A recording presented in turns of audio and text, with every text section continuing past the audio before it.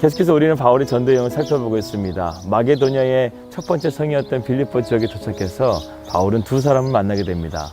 자주장사 루디아와 그리고 로마의 깊은 감옥을 지키고 있었던 로마의 장교를 만나게 하십니다. 그렇기 때문에 하나님의 카이로스의 시간, 하나님의 섭리의 시간 안에서 우리가 오늘을 살아갈 수 있다고 한다면 우리가 어디에 있든지 하나님을 만날 수 있는 공간이 될 수 있다는 사실을 여러분 기억하시고 오늘 하루 여러분의 그 부르심의 일상의 삶 가운데서 주님을 만나는 시간 되시기를 주님의 이름으로 기도합니다. 이 하나님의 놀라운 구원의 역사를 이루기 위해서 바울은 로마의 감옥에 들어가셨을 때 자신의 신분을 말하지 않았습니다. 우리가 잘 알다시피 바울은 로마의 시민권자였습니다. 그런데 하나님의 구원의 역사를 마치고 이제 다음날 풀려나게 되자 바울은 그때서야 자신이 로마의 시민권자인 것을 말하게 됩니다. 여러분, 로마의 시민권자라는 것은요, 오늘날의 미국 시민권과 같습니다. 강력한 힘을 가지고 있어요. 그래서 함부로 법적인 절차나 재판 없이 그 사람을 감옥에 가둘 수가 없는 거예요. 그리고 심지어는 로마의 황제에게 소송을 걸어서 재판을 받을 수 있는 그런 권한이 있었던 것이 바로 로마의 시민권이었습니다. 그래서 로마의 시민권자는요, 네모난 나무판으로 새긴 그 시민권을 가지고 다녔던 거예요. 바울이 감옥에 처음 들어갔을 때는 그것을 보여주지 않다가 이제 로마의 장교를 구원하고 감옥에 나오게 될 때 그 시민권을 보여주면서 너희가 어떻게 로마의 시민권자인 나를 확인도 안 해보고 이렇게 감옥에 가둘 수 있느냐, 너희가 와서 나를 데려가라, 이렇게 말을 한 것입니다. 참 바울이 당당하지 않습니까? 바울은 감옥에 들어갔었을 때도 이 당당함이 변하지 않았던 것 같아요. 하나님의 카이로스의 시간에 살았던 바울은요, 모든 것을 하나님의 뜻 안에서 행동하고 말하고 순종했던 것입니다.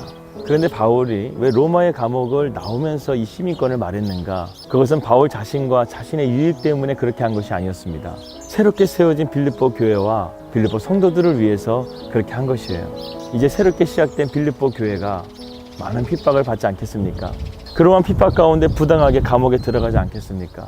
그래서 바울은요, 로마의 시민권을 내세우면서요, 앞으로 세워질 이 빌립보 교회 성도들을 재판 없이 함부로 가두지 않도록 그들에게 되새김질을 한 것이었습니다. 그렇다고 한다면 이 관원들은 왜 하루 만에 바울과 실라를 내보냈을까요? 빌립보 감옥에 바울과 실라가 들어갔었을 때 그날 밤 무엇이 일어났습니까? 그 빌립보 전 지역에 지진이 일어난 거예요. 그 지진을 바라보면서 누구보다 두렵고 떨었던 사람이 바로 관원들이 아니었을까 생각이 듭니다. 그들은 무고한 바울과 실라를 감옥에 가둔 것이 영 마음에 내키지가 않았던 거예요.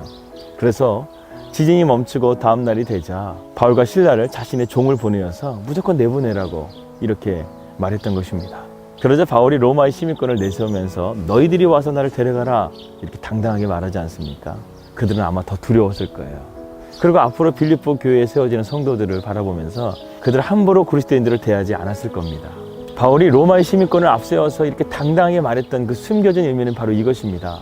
이 로마의 시민권이 최고인 줄 알고 있는 이 어리석은 사람들아, 나를 이 깊은 감옥에서 건져내어 주신 분은 로마의 시민권이 아니라 하나님의 역사로 된 것이다, 이렇게 말한 것입니다. 그러한 가운데서 빌립보 교회가 세워지게 되죠. 빌립보 교회의 개척 멤버는 바울과 실라, 디모데와 누가, 그리고 자주장사 루디아, 로마의 장교, 점치는 소녀, 그리고 빌립보 감옥에서 바울과 실라의 찬미하는 소리를 들으며 감옥문이 열려지고 그 눈앞에서 간수장이가 예수님의 복음을 듣고 변화된 사건을 봤던 죄인들이었습니다. 그리고 오늘 본문 말씀 40절에 바울은 이들을 형제라고 말하고 있습니다.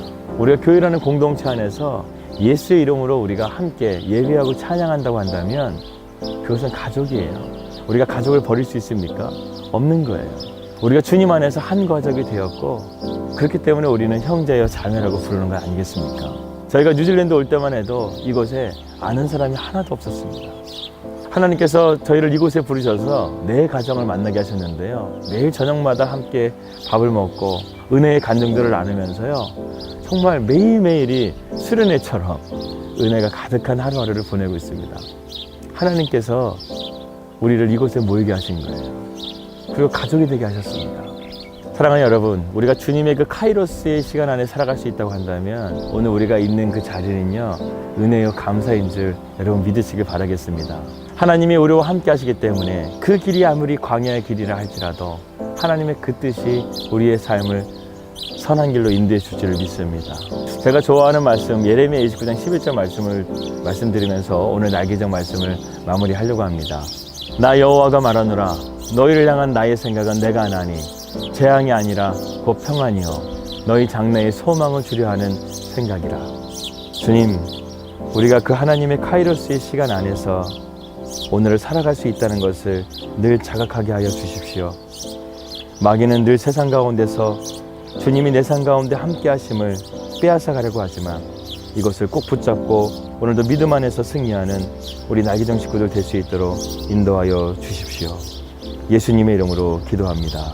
아멘.